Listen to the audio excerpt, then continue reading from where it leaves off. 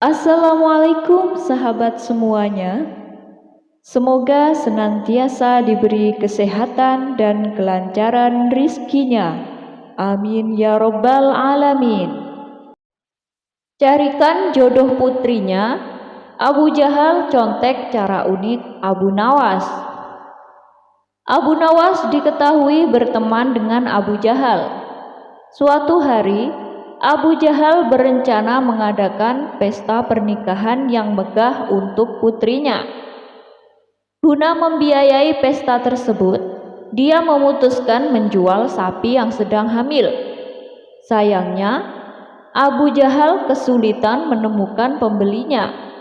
Orang-orang pun tidak tertarik. Ketika Abu Nawas datang dan menanyakan apa yang sedang terjadi, Abu Jahal menjelaskan bahwa ia sedang coba menjual sapi, tetapi tidak ada yang mau membeli. Abu Nawas heran, mengapa sapi yang begitu besar dan bagus tidak laku terjual. Abu Nawas pun mengusulkan agar Abu Jahal menurunkan sedikit harga jualnya untuk lebih menarik minat pembeli. Abu Jahal setuju dan memutuskan untuk menurunkan harganya. Abu Nawas lalu menawarkan untuk membantunya menjual sapi itu. Tidak lama kemudian, ada seorang pembeli yang datang dan tertarik membeli sapi tersebut. Setelah Abu Nawas menjelaskan bahwa sapi itu sedang hamil. Setelah sapi terjual, Abu Nawas kembali dengan gembira ke rumahnya dan memberi tahu istrinya bahwa sapi sudah terjual dan mereka tidak perlu khawatir soal uang lagi. Namun ketika Abu Jahal mengadakan pertemuan untuk mencari pendamping hidup untuk anak perempuannya, dia secara tidak sengaja mengungkapkan bahwa anak perempuannya sedang hamil 2 bulan. Istrinya marah dan terkejut mendengar hal ini karena anak perempuannya dianggap masih gadis. Abu Jahal menjelaskan bahwa ia mengucapkannya seperti itu karena mengikuti cara yang diajarkan Abu Nawas agar anak perempuannya bisa menikah. Kisah ini menggambarkan kesalahpahaman besar Abu Jahal atas teknik penjualan sapi dari Abu Nawas. Tapi ini justru menimbulkan kondisi lucu. Abu Nawas dapat 100 keping emas cuma dengan membelakangi raja. Abu Nawas mendapat tantangan yang mempunyai resiko sangat besar, yakni hukuman pancung. Tantangan itu muncul saat dia bersama teman-temannya sedang minum kopi di warung. Para sahabat itu menantang Abu Nawas untuk memantati baginda raja, karena selama ini belum ada yang berani melakukannya. Jika berhasil, dia bakal mendapat 100 keping emas dari rekan-rekannya tersebut. Tentu saja Abu Nawas menerima tantangan tersebut, meskipun dia sendiri tidak yakin berhasil. Minggu depan Raja Harun ar-Rasyid akan mengadakan jamuan kenegaraan. Para menteri, pegawai istana, dan orang-orang dekat raja diundang, termasuk Abu Nawas. Seusai menyampaikan pidato, Raja melihat Abu Nawas duduk sendirian di tempat yang tidak ada karpetnya. Karena merasa heran, Raja bertanya, "Mengapa engkau tidak duduk di atas karpet?" Baginda Raja sekuat tenaga membujuk Abu Nawas untuk duduk di karpet.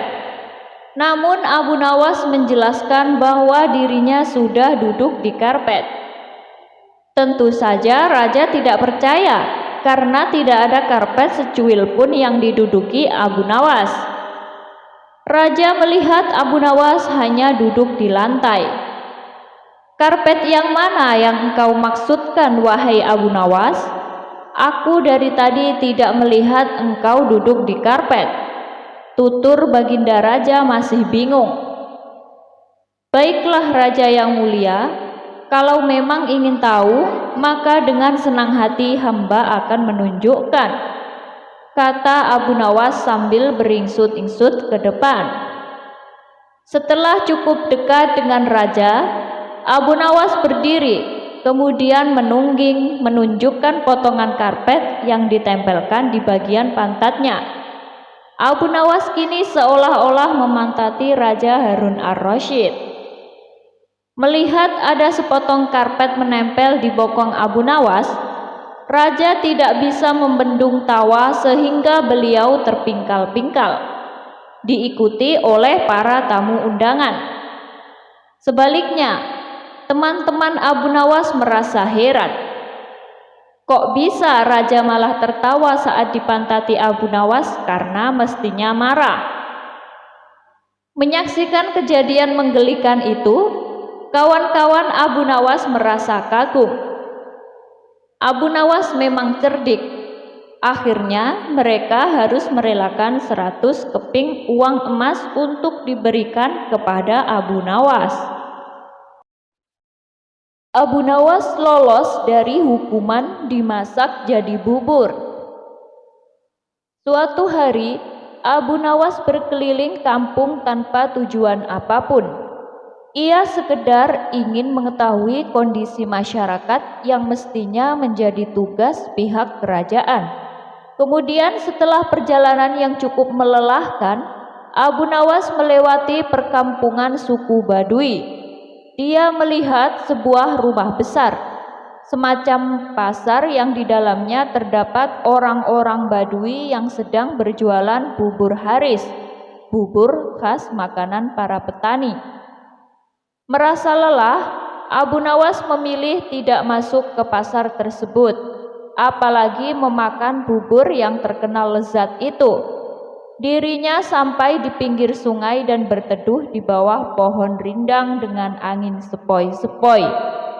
Abu Nawas menikmati suasana desa yang asri tersebut sampai tertidur.